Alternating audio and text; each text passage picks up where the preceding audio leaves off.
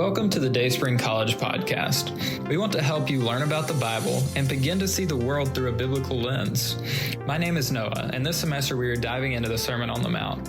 While looking at Matthew 5, we'll talk about the Beatitudes and learn about ways to become more like Jesus. Through the power of the Holy Spirit, we can begin to exhibit some of these fruits of the Spirit. So join us as we learn how to live a more Christ-like life. I think tonight is a timely word, especially in the world we live in, because tonight we're talking about retaliation.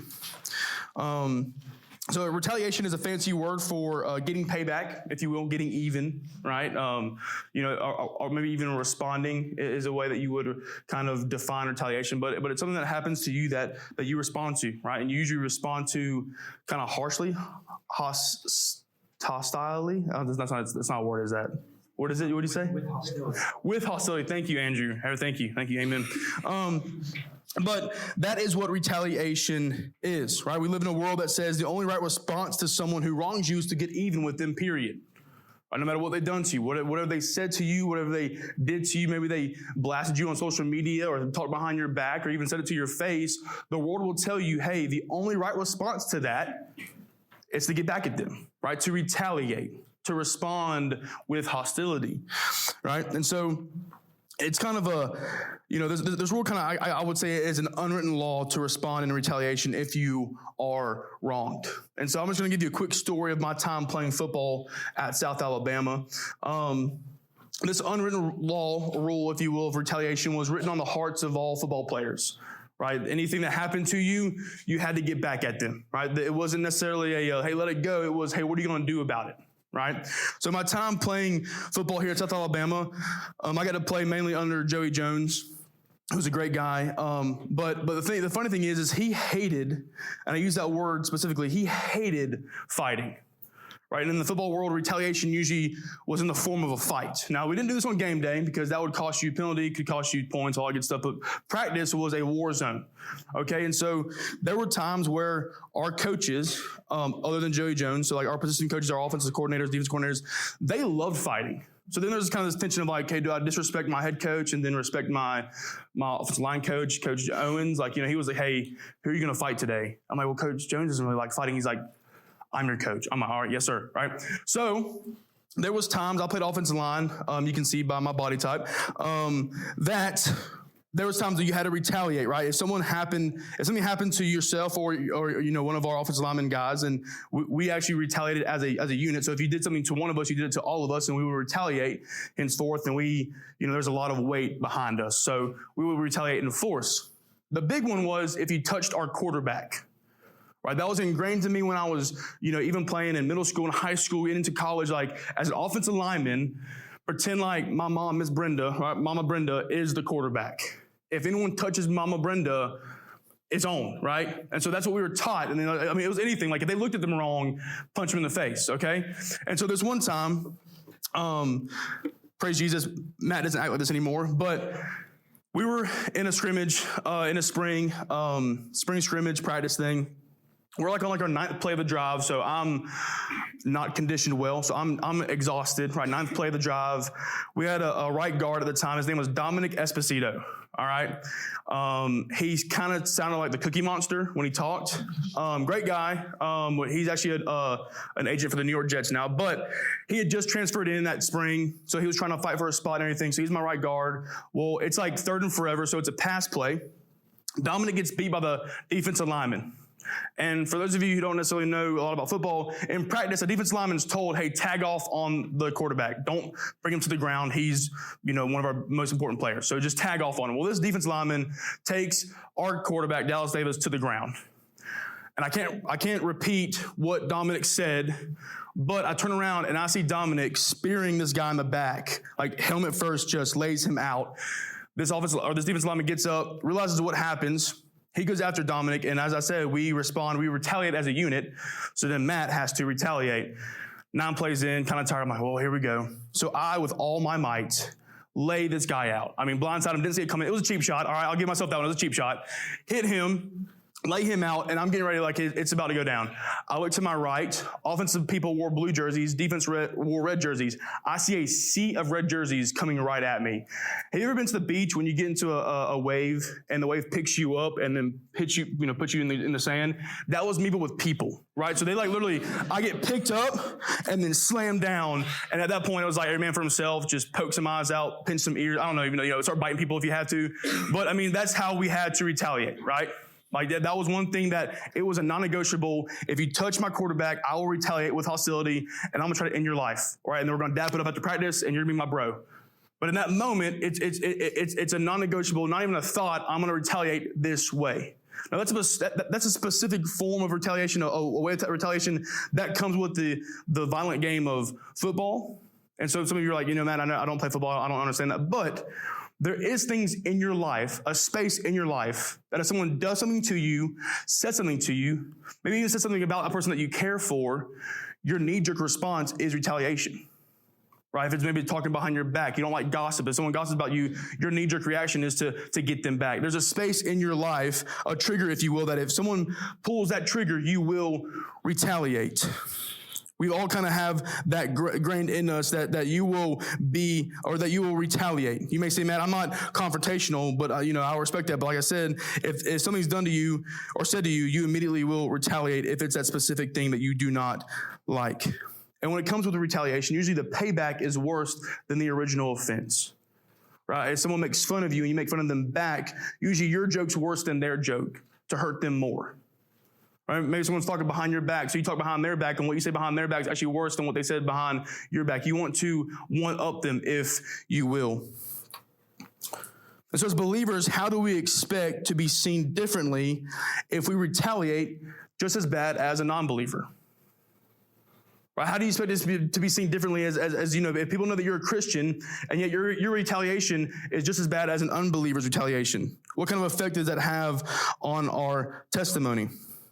So how are we supposed to love God and people if our knee-jerk reaction is to get payback as soon as we think we've been wronged? So when I say these things to you tonight, I'm not saying them at you as like I have it all figured out. Trust me, I don't. Working through this lesson has been nothing but really convicting for me to think the times that I retaliated out of just a reaction, and it was probably one of the unwisest things I could have done. But the harsh truth is that Christians can be some of the best retaliators, and that's not something to hang our hats on.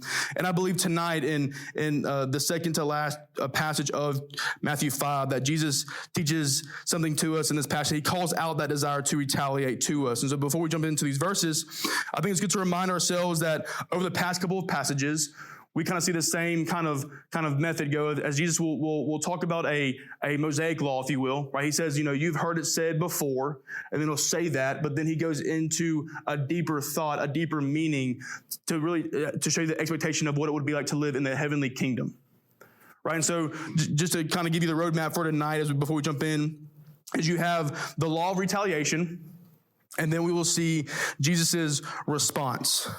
And so just to kind of begin in verse 38, it says this: you have heard that it was said, an eye for an eye and a tooth for a tooth. But I say to you, do not resist the one who is evil, but if anyone slaps you on the right cheek, turn to him the other also. And if anyone would sue you and take your tunic, let him have your cloak as well. And if anyone forces you to go 1 mile, go with him 2 miles. Give to the one who begs from you, and do not refuse the one who would borrow from you. So the first thing we see that Jesus talks about is the law of retaliation in verse 38. And so this is one of the most ancient codes of the Mosaic law. Just for some references, if you want to write them down, you have Exodus 21, 23 through 25, which say, but if there is harm, then you shall pay life for life, eye for eye, tooth for tooth, hand for hand, foot for foot, burn for burn, wound for wound, stripe for stripe. Then in Deuteronomy, it's in 19:21, it says, your eye shall not pity. It shall be life for life, eye for eye, tooth for tooth, hand for hand, foot for foot. You see, the law of retaliation required the punishment for that crime to be exactly what the crime was. So if you hear eye for eye, tooth for tooth, so let's say someone got in a fight with someone back in the Mosaic time with Moses in Deuteronomy or Exodus, and you knock someone's tooth out. The law of retaliation would be that then your tooth is knocked out. Maybe if you got in a fight and someone lost an eye, then your eye would be lost. Leviticus 24 actually gives us a little bit more detail into this law. Verses 17 through 21, it says this: whoever takes a human life shall surely be put to death. Whoever takes an animal's life shall make it good, life for life. If anyone injures his neighbor as he has done, it shall be done to him. Fracture for fracture, eye for eye, tooth for tooth. Whatever injury he has given a person shall be given to him. Whoever kills an animal shall make it good, and whoever kills a person shall be put to death. So this law had to do with crimes. These weren't accidental injuries or accidental deaths. Like, these were actual crimes committed against people. So a crime had been committed, and the punishment would match that crime. So the eye for an eye law was fair because the punishment matched the offense. Or the punishment wouldn't be any greater or it wouldn't be any less than the offense. It would actually just match up to what the offense was. And just like any law, this law was for civil authorities. And so what would happen is if a crime was committed back in that time, they would take it before a council, pretty much, a judge and a jury. They would kind of hear the evidence, hear the testimonies, and then they would judge it. And whatever that crime was, if that person was found guilty, then their punishment would be exactly what their crime was. So if they stole from their neighbor, then they would give their neighbor, one, what they stole, but also the exact amount they stole from their own, house. If they killed a livestock, then they would give that person one of their livestock, a life for a life. And ultimately, if they took someone's life, then their life would be taken. See, if it were left up to the victim, they would want the punishment to be beyond what the crime deserved. And this law also protected society by preventing future crimes. Like, if you're a criminal and you hear, okay, if I kill somebody, then I'm going to die, then you probably wouldn't kill anybody. Right? If you hear, hey, if I rob that person, then they're going to want me to pay them back how much I robbed, and on top of that, then I probably won't rob anybody. Right? So this law also helped protect society by preventing future crimes. But this law was created and only enacted in the confines of a civil hearing. Right? It wasn't day to day. It had to go before a judge, before a court, before a council, if you will, for it to be figured out what the crime and what the punishment would be. However, as we kind of seen the last couple of passages, the religious leaders had taken this law that had been created for civil cases, and through their self-centered interpretation, gave license for personal revenge. So because of the Pharisees, this law wasn't just confined to civil cases, but now it could be enacted in everyday life. So for the person who felt as if they were wrong, not just that they were actually wrong, but if they felt they were wrong, then what the Pharisees are saying, hey, then you're justified and you're actually right to go ahead and enact vengeance, enact retaliation on that person who you believe wronged you. The self-righteous Pharisee had once again perverted and modified God's law for self-centered desires. Now it just wasn't crimes committed against a person, but any wrong against a person was seen as a justified reason to seek retaliation, which meant neighbor would turn on neighbor, friend would turn on friend, family member would turn on family member. So you see, something that had been created to discourage crime in a civil situation had now become a weapon that anyone could wield in any situation. Right? It wasn't just civil now. It was, hey, if you looked at me wrong, all right, then I feel I'm rightly justified to retaliate to that, to whatever level I deem worthy. And so we see that at the beginning in verse 38. Then we see Jesus' response in verses 39 through 42. Let me read that again. It says, but I say to you, do not resist the one who is evil, but if anyone slaps you on the right cheek, turn to him the other also. And if anyone would sue you and take your tunic, let him have your cloak as well. And if anyone forces you to go 1 mile, go with him 2. Give to the one who begs from you, and do not refuse the one who would borrow from you. So the beginning of Jesus' response in the first part of 39 has confused people about what he is saying. So the first part of 39, it says, do not resist the one who is evil. So just to clarify, Jesus is not teaching to take no stand against evil. I'll just get that out there and get that clear. He's not teaching you, hey, let evil run rampant. If you read, through the gospel, you see that Jesus and the apostles continually opposed evil with every means and resources. Later on in Matthew 21 and even in John 2, they talked about how Jesus drove out the vendors and marketers from the temple because what they were doing was evil in the sight of God. John 2 goes into a little bit more detail saying that, hey, Jesus actually created a whip and ran them out of the temple because what they were doing was evil in the sight of God. Jesus would even cast out demons from people because it was evil in the sight of God. The apostles repeatedly tell their readers to run for or oppose evil. Right? James 4:7 says, "Submit yourselves therefore to God. Resist the devil and he will flee from you." 1 Thessalonians 5:22, "Abstain from every form of evil." Matthew 6:13, it's the end of the Lord's Prayer. Jesus ends it with saying, "And lead us not into temptation, but deliver us from evil." So Jesus is not teaching that in order to avoid the issue of retaliation, we should let evil just continue on. We should always stand against evil and take the appropriate steps to deal with it.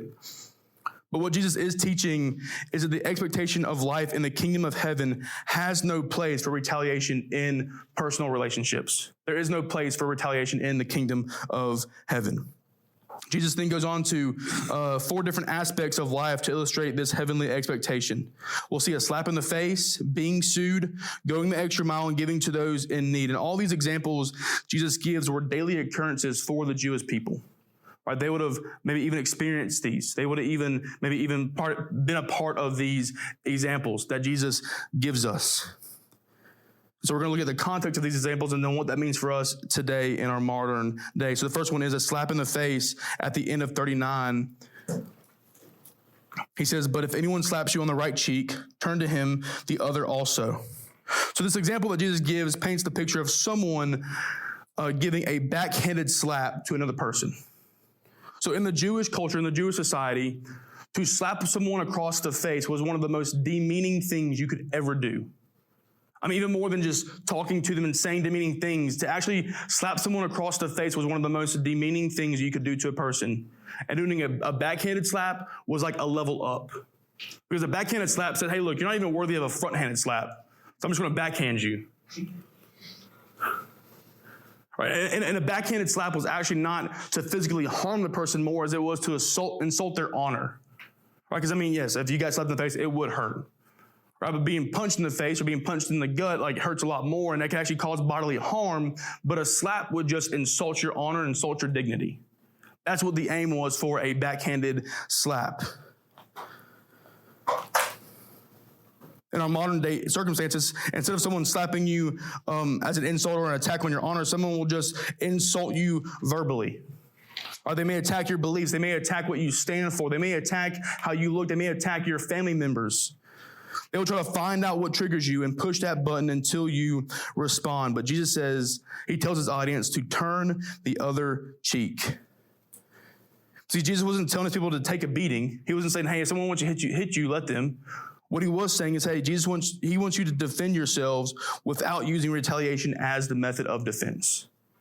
Because in these instances, in our minds, we will justify saying, "Hey, the only way for me to defend myself is if I retaliate."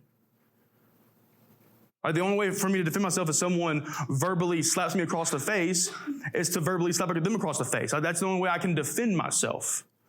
And the people that Jesus is talking to would probably been thinking the same thing, like, "Hey, if someone slaps me, I'm going to slap them back." That's just self-defense. But Jesus said, "Hey, look, there's other ways you can defend yourself."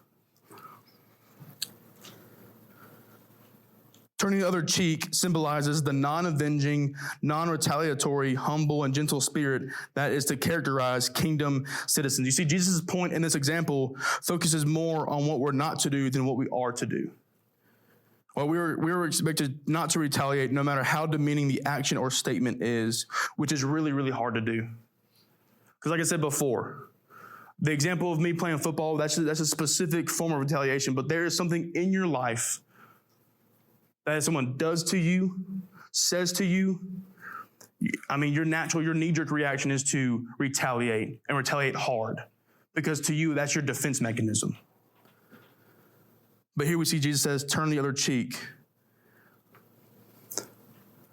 And for Jesus to say that, knowing what happens later on in his life, I mean, he's probably the best example for this to happen to. And Matthew 26, 67 through 68 says this, "Then they spit in his face and struck him. Someone slapped him saying, 'Prophesy to us, you Christ. Who is it that struck you?'" You see, Jesus does not retaliate even when he was faced with the most demeaning of actions and statements. The next example we see is being sued in verse 40.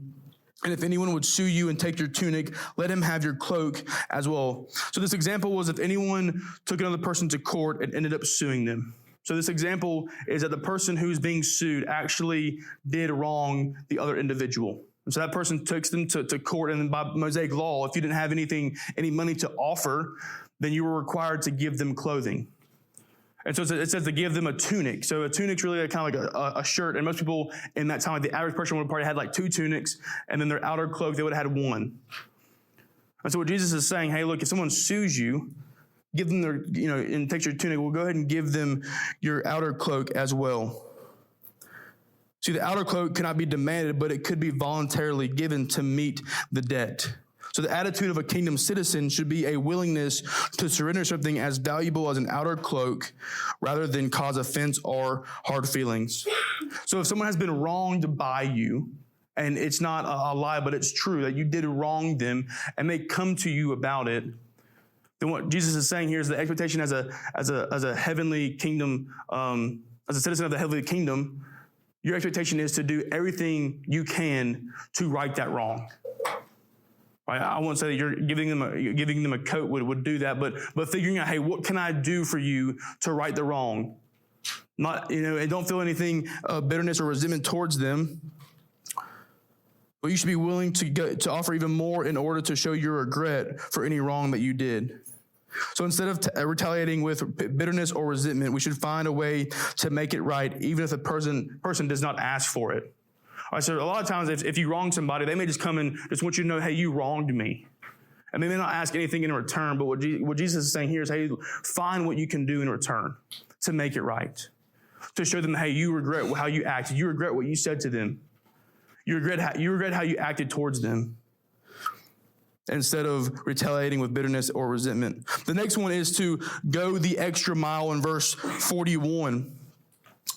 And if anyone forces you to go 1 mile, go with him 2 miles. And so I can just picture it as Jesus is teaching this to his disciples and the people around him, they hear, hey, go the extra mile. Right? If someone says go 1 mile, go 2 miles, their blood starts to boil.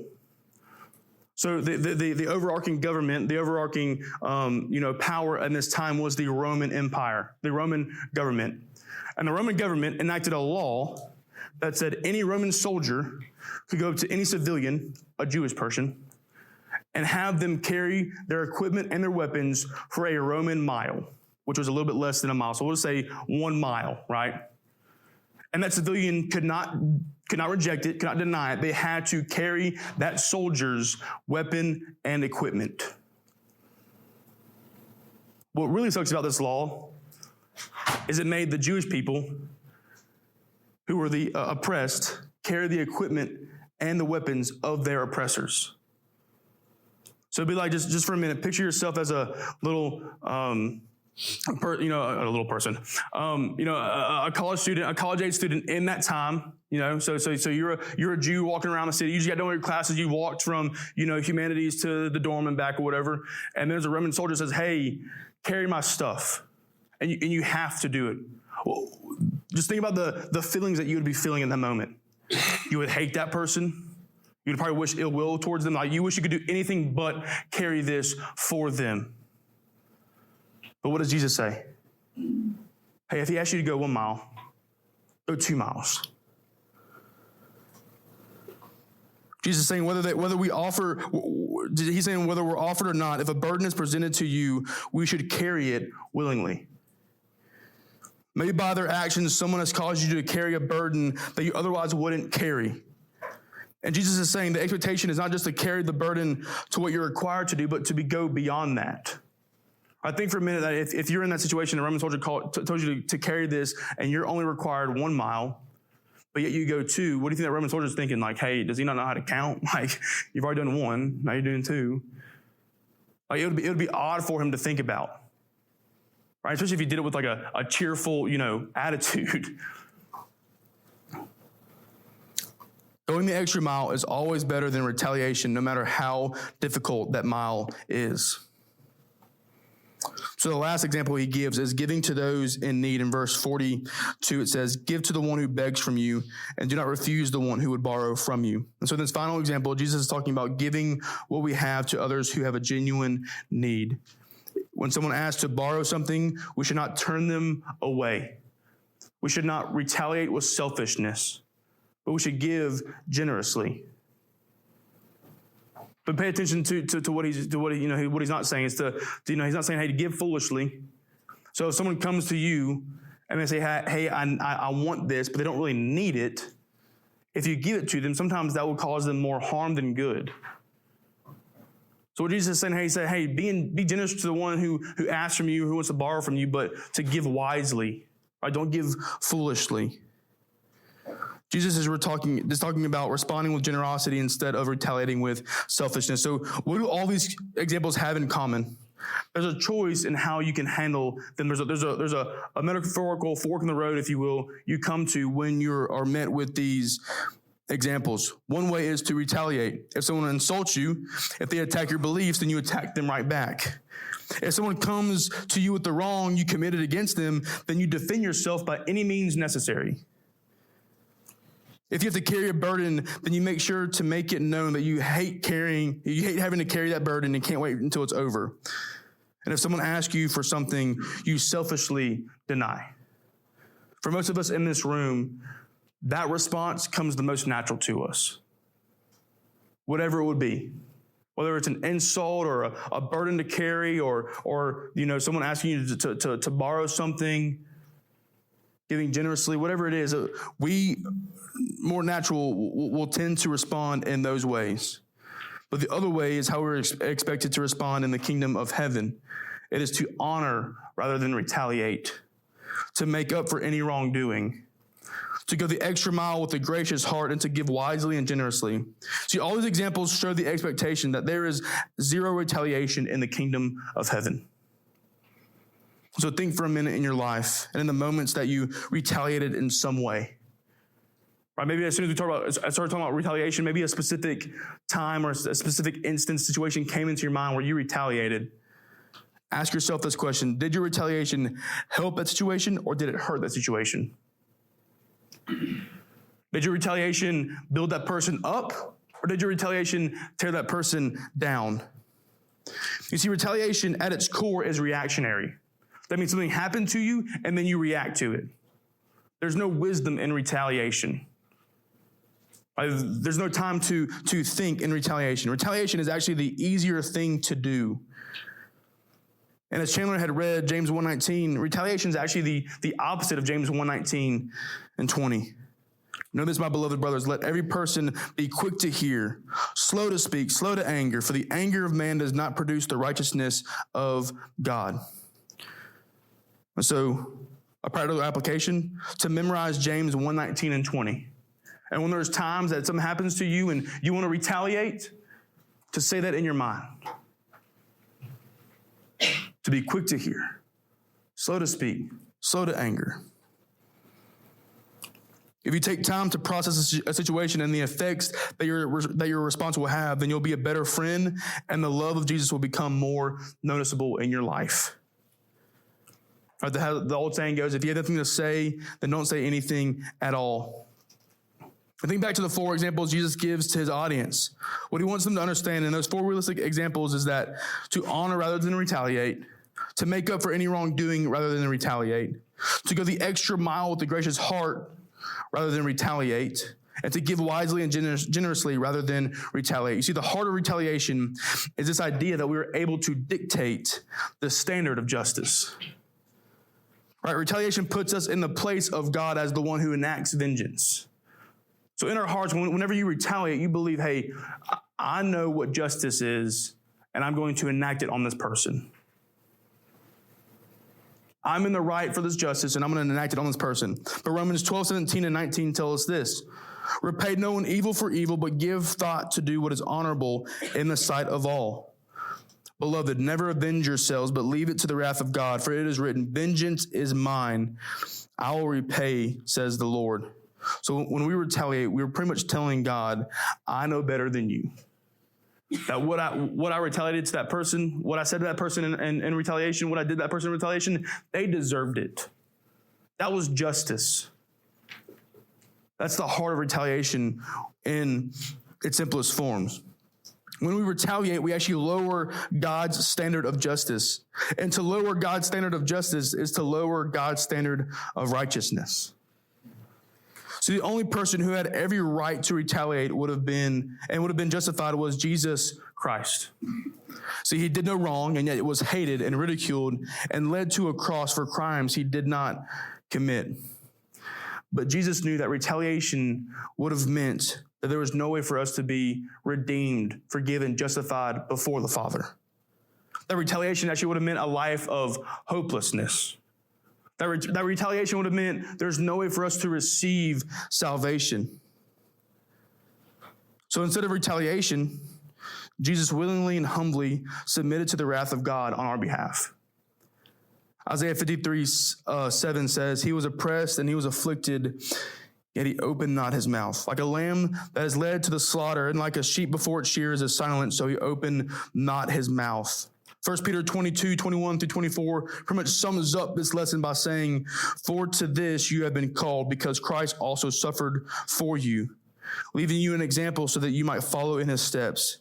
He committed no sin, neither was deceit found in his mouth. When he was reviled, he did not revile in return. When he suffered, he did not threaten, but continued entrusting himself to him who judges justly. He himself bore our sins in his body on the tree, that we might die to sin and live to righteousness. By his wounds you have been healed. So obviously this passage falls before Jesus experienced any of that, but Jesus knew very well what he was going to experience.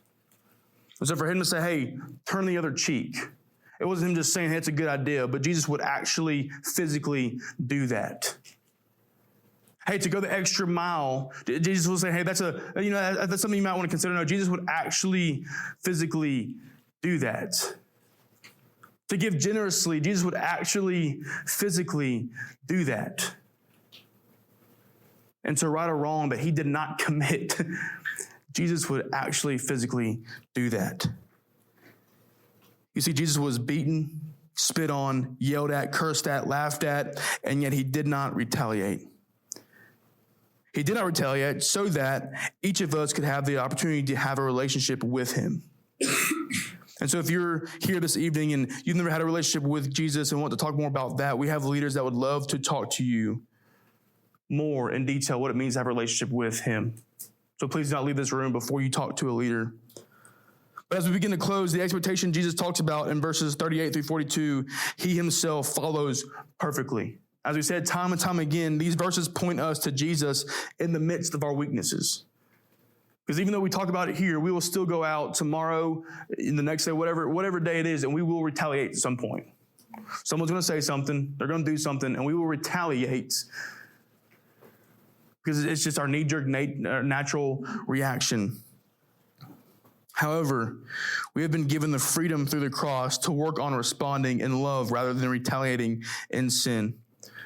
And so tonight, I just want to leave you. I want to challenge you that as you leave tonight and maybe later tonight before you go to bed, just to pray that God would offer you situations where instead of retaliating, you respond in a way that is different than the normal. Right? And it makes that person think, okay, what's different about them, the way they responded to what I just said, what I just did to them. Right? It wasn't nice, but how they responded is different. So what about them is different? Right, and the hope and prayer would be that that person would ask you, hey, why did you respond that way? And then you have a great chance to share with them the gospel. Thanks for listening to our podcast. My name is Emily, and we hope to see you on Wednesday nights in the MCOB at 8 p.m. We also have Sunday services at Dayspring Baptist Church at 8 a.m., 9:15 a.m., and 10:30 a.m.